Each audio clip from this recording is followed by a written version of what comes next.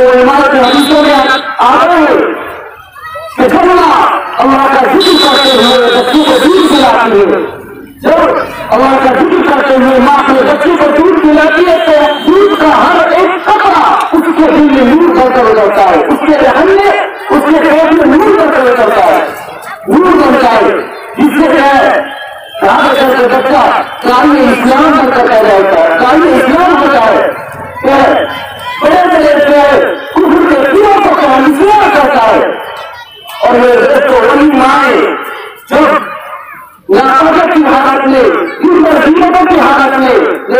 جب دودھ پلاتی ہے تو اگر ہم یہ سمجھتے ہیں کہ ہماری اولاد اللہ کے احکام کی فرمانبرداری کرنے والے بن جائے، اللہ کے حکم کو پورا کرنے والے بن جائے تو یہ ہماری نقصان کرائی ہے،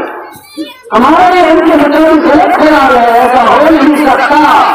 کہ انسان اپنی زندگی کو عیاشی میں گزارے اور اپنی اولاد کے مطابق یہ خیال رکھے کہ ہمارا گھر پیدا ہو جائے، اللہ کے حکم کو پورا کرنے والے بن جائے۔